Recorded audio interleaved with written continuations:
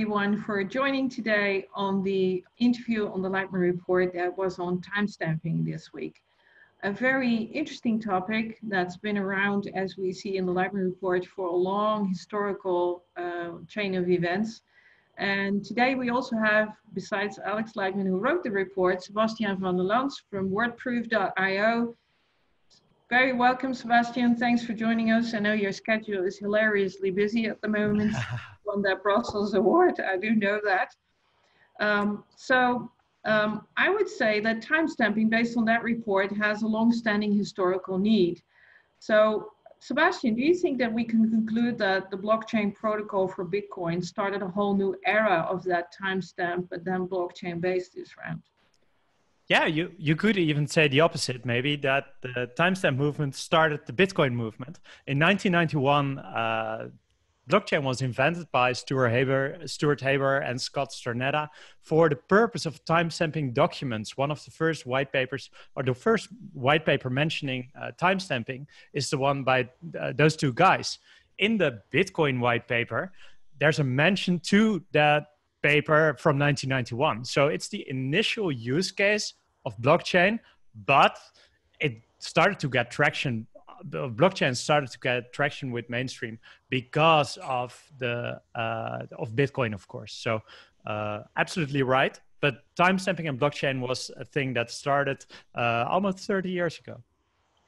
Now, Alex, you've been around for all that period. I hate to remind you of it, but it's true. Looking back through time, this timestamping element that Sebastiaan just raised, how do you see that?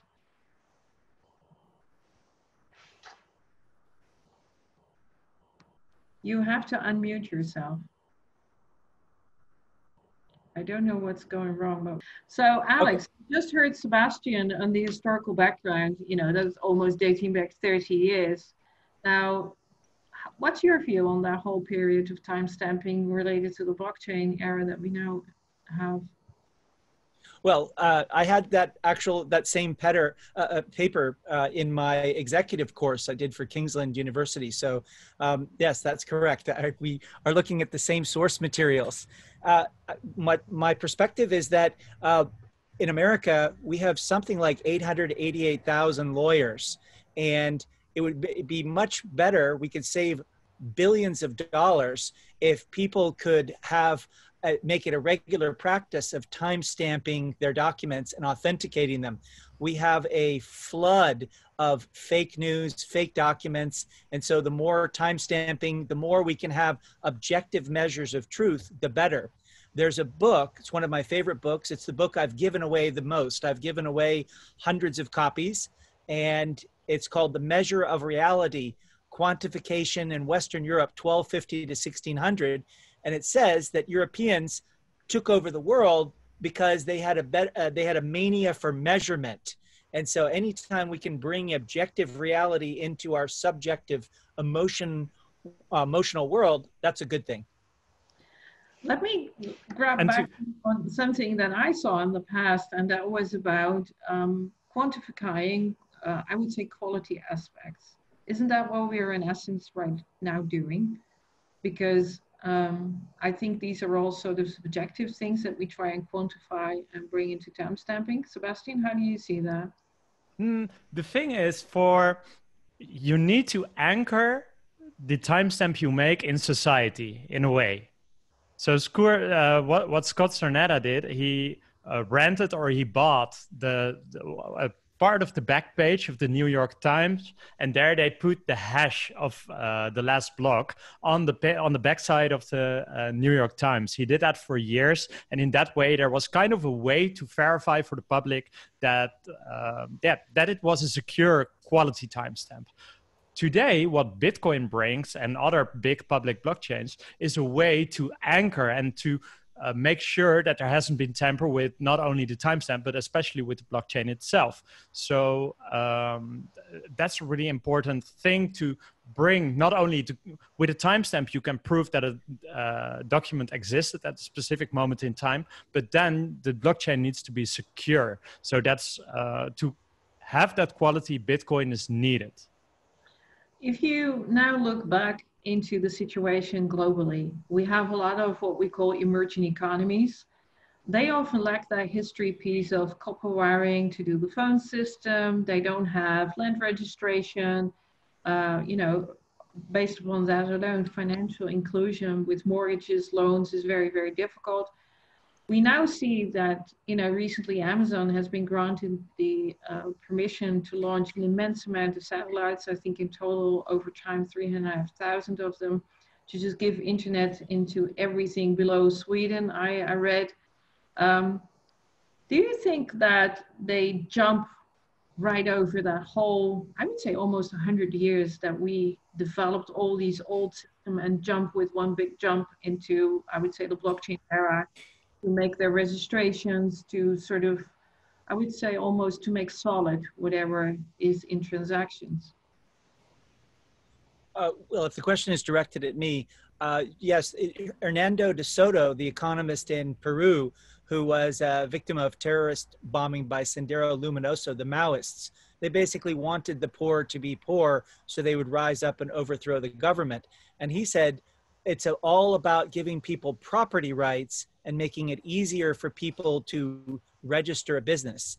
And the British occupation of India, I can't speak for other countries, but I can say that a big part of 10,000 people being able to stay for 350 years among 50 million is that they measured the country with little rolling wheels. These basically 1 yard wheels, and they rolled them all over the country. That's where Kipling's "Only Mad Dogs and Englishmen Go Out in the Noonday Sun" came from. So they rolled all over the country with their little wheels, and they had property records. And then they could be the people who are seen as being the objective, neutral people to settle property disputes between various princes and kingdoms and towns and so on. So whoever has the ability to measure and say, yeah, this is a valid, authentic record, it's authenticated by our system, and the more objective and the more based on math, the better that company and the better that economy. Because an economy based on solid records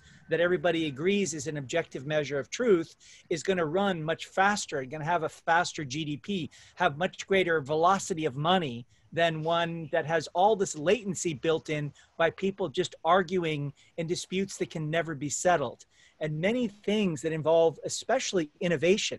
And I did a paper for the Obama White House called "The Acceleration of Innovation." You've got to make it so that you can say who was first to invent, because patents are so ridiculously valuable. Sebastiaan, if I now look at you for more or less the same angle, how do you say this influencing emerging economies? Because for them, this whole inclusion, this establishment of what we already know, I would say in Europe and North America, is actually, I would say, of essence to the growth of their GDP. Yeah, if we at WordProof, or to fight the fake news and stuff like that, we choose the angle of transparency, because we can say, hey, there can be an organization we trust objectively, but when there's not so much trust in any governments or organizations at all, the only thing that can help is transparency. So everyone, the reader, can verify his or herself if the information, for example, is really coming from that information or from that person or organization. So we think that transparency and accountability will lead to trust. That's what timestamps can offer there. If you then look again at emerging economies and the news factor, you know, articles, information as a base, I think everybody by now knows that a lot of fake news on large institutions has caused major trouble in Africa. Also, governments shutting down complete areas from the internet. So do you think that timestamping as a matter of establishing that it's the real deal, for lack of a better explanation, will help that situation? I think yes, but in a way, in a really local way. So you can only build trust if you don't trust your government or don't trust your organizations. The only one you can trust is the people you know. So how can news spread in a way that we can trust it is if all villages have their local news or information flow, sharing it with the villages next to each other.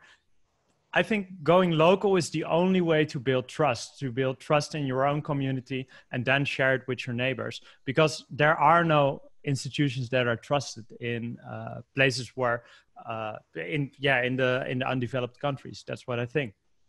Alex, if you then look at the emerging economies, what do you see as if we go from transparency and accountability towards a better, are you muted?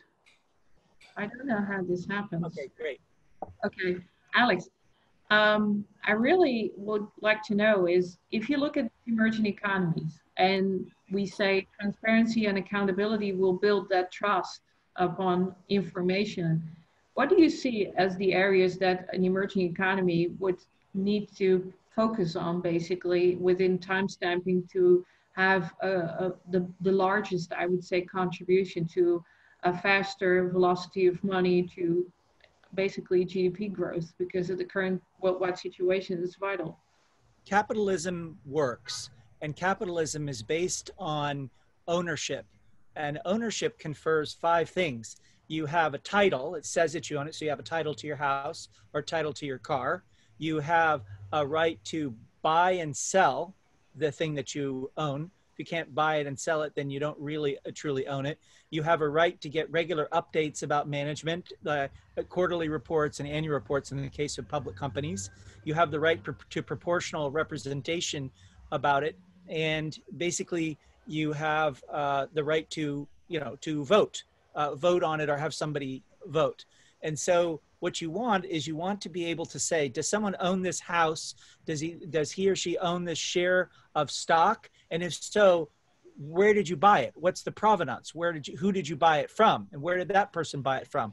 And timestamping on a blockchain is ideally suited to say, we own this. So what's the value of the world? Well, pre-COVID, the latest number, this is as of January, was 393 trillion. And it's very interesting to see, for instance, that the United States is worth 103 trillion and Russia is worth 3 trillion. So these differences in how you document and how you have ownership actually matter over time because you can't get exponential growth. And if you look at a company like Apple that's worth $2 trillion or Tesla valued at $3 trillion, $300 billion, even though I think it comes out to being worth $8,000 per car sold. Like that's the value attributed to the stock, kind of crazy. And it's like tiny amount for General Motors in comparison. And all these things depend on us believing that ownership is real.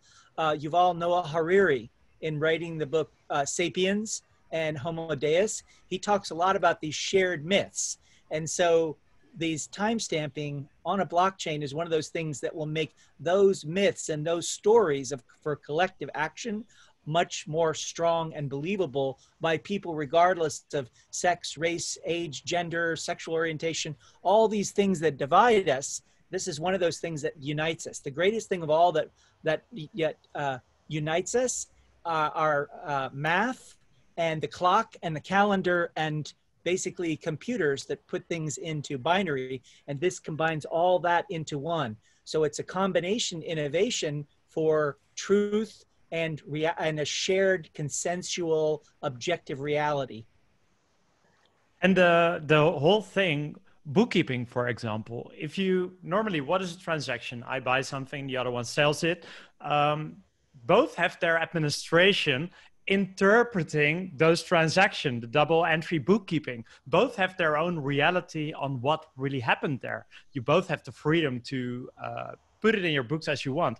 With the blockchain timestamps or blockchain in general, you totally make this transparent, and there is no such thing as two people making their own reality. It's one reality, it's a public ledger, everyone can verify. Going into that, everyone means a physical person. Now, a hot topic within the blockchain community is self-sovereign identity or digital identity, or a lot of these names actually cover the same. It means actually a link between the biological existence of, I would say, an individual and the digital one. So Sebastiaan, what do you see as the best way to arrange this? There's a lot of development in that, but what do you see as the way forward? Yeah, so self-sovereign identity, standardization is the only way to get this from the ground. So self-sovereign identity is one of the initiatives by, for example, one of the guys is Drummond Reed. They made a specification for defining identity, kind of in an open source way, and working with verified credentials, a way to exchange the information that is in the identity.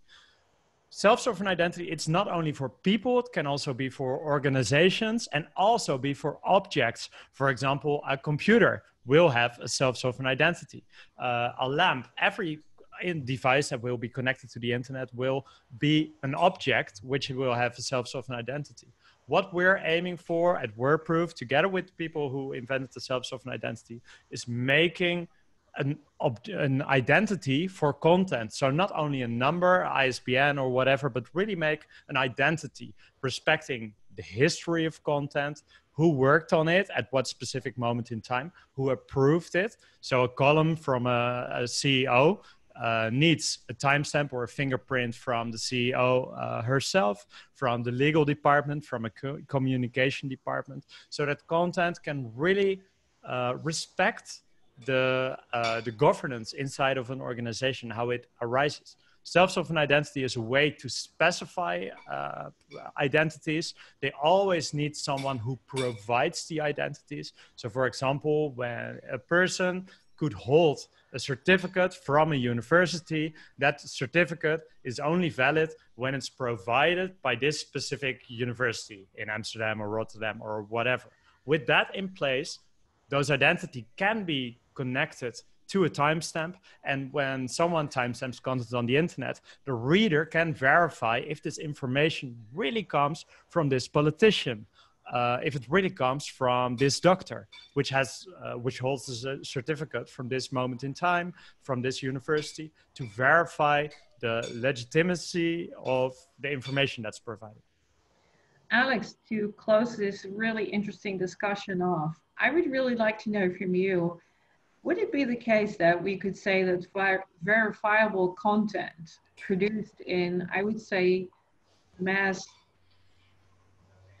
amounts, like you would have 50, 60 articles, all timestamped coming from the same source, would you say that that would be verifiable content in the sense that it would give, I would say, digital ID almost to the one that's doing all the timestamping, the same source? Would that help?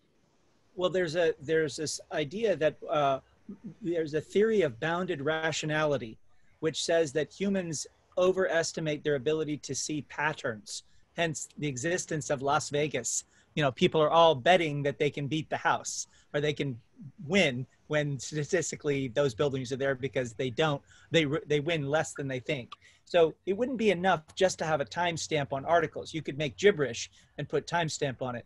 However, we have a world that is increasingly run by algorithms, and we have a world that where most of the thinking, like I read or I listen to a lot of books while I go on my walking 10,000 steps, and I'm listening to a lot about geopolitics these days, and so much of it comes down to people making claims about the power of AI and machine learning as the basis for future wealth and productivity.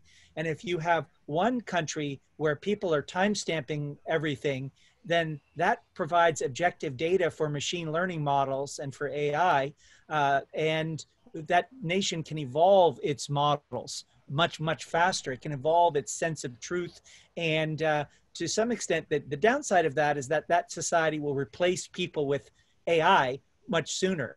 But the good side is it will be an extremely efficient economy. So whoever is timestamping and making objective truth will have less latency and will have greater productivity and will have lower employment. Those are three things that we can say, which are a mixed bag. That's really, I would say, a very powerful conclusion to sort of round this interview off. I think we need to talk another situation, another time, another angle into timestamping, because I think it's one of the crucial elements into machine learning and AI, and everybody's talking about these subjects. Sorry, one closing thing connecting to what you said at the end, Alex, an interesting thing is currently we're timestamping content, so that happens on the internet already. What is really interesting to follow is what search engines will do with this. Timestamps will be what we are working on together with people who did the schema.org implementation for 11 million websites, is making those timestamps part of schema.org. And in that way, not only Google, but also the DuckDuckGos, the more privacy search engines, it will be great to see in the coming months what they are doing. So, I want timestamps on all news and all topics because I want to be able to search what is the very latest take on this. I just want to know what the latest take is on any given thing. And then the Also, reputation I have one question, Sebastiaan.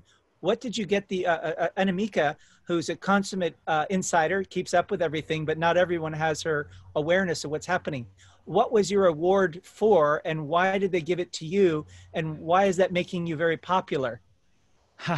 It was from Europe, from the European Commission. So there was a competition, blockchains for social good. 176 initiatives sent in a proposal, and we became the absolute #1 from all the participants as a solution to fight fake news and restore trust in the internet. Is that why did they give you the award? Because we were, I guess, I didn't read the report yet, but I guess it is because we really have a holistic solution to really restore trust in the full internet. So we're not a company, we're really building a timestamp ecosystem, really working on the trusted web. He forgets one very, very vital point, Alex, and I'm going to tell you about that one. Everybody did a pitch deck. They just made a presentation and a PowerPoint and, you know, the usual thing. You've got 2 minutes. I mean, there are 176 contestants, so, you know, you don't get half a day. You get 2 minutes, and then you have to make it work. They were the only ones out of scratch, onboarded on WordProof, and did a timestamping on an actual document, just like that, live. They were the only ones. So with that, they proved, first of all, ease of use, they proved the speed, and they proved really that what it was all about. Like, blockchain is in the background and it is of service, but for the user, it's actually about the usability and what it delivers, not about it being a blockchain. And I think that cracked it for them. He never would say that himself, that's why I'm telling people. Great, thank you for that explanation. And what's the connection with Metaverse DNA? I brought them to the attention of Metaverse DNA because I think this product is so user-friendly and it's about a user case. It's not about blockchain. It is just about offering a real usability to, I think, an area in the world where this is desperately needed, because Southeast Asia, China, all these countries have not that history that Europe, for instance, has on registration and all sorts of systems. So for them, this would be a very, very easy use case to just jump on the dual chain and have that registered. And actually the front end of this whole product is ready. The only thing we need is the API in the back end, and then Metaverse DNA can roll this out into the largest community they have at current, which is in China and Southeast Asia. And I think it's going to be very attractive because it enables any timestamping whatsoever. So I think it's a wonderful addition to the DNA dual chain. And as you both know, I'm a great advocate about things actually working and being ready and being available and not just a plan. And this is actually proved already its value. I have one last question. Will this help m-commerce or e-commerce in any way? And if so, how? Because that's my day job is promoting e-commerce and m-commerce and better privacy and security. Any applications for m-commerce? Yeah, for sure. So the most important thing is the provenance of information. That's one of the things you mentioned already. So for example, timestamping terms and conditions and how they changed over time. That's an interesting thing. But also, and this one is more interesting, I guess, especially in the marketplaces, but also on web shops, is the multi-signature timestamp is really interesting. So product information must be timestamped by the merchant, or by the merchant, by the one who sells, but also by the manufacturer. So you can see as a buyer that the information, at least the specifications, you have of course the marketing information, but also specifications. The manufacturer must co-sign the product information. So you have the full provenance of those information. And then of course on the buyer side, you have timestamping the reviews around the products. So it will bring integrity to both the chain of information based on what you buy, but also on the reviews you do after. And I think to add to that, Alex, China, of course, everybody knows it has an enormous manufacturing industry. I think it will prove to be a very valuable connection to the consumer market that these products are actually exported to. Thank you both. Let's continue this talk at a later stage when we see the latest developments in AI and everything that's going on right now with, I would say, sovereign identity ideas and all the developments going on with machine learning and AI. I think it's going to be a paradigm year, to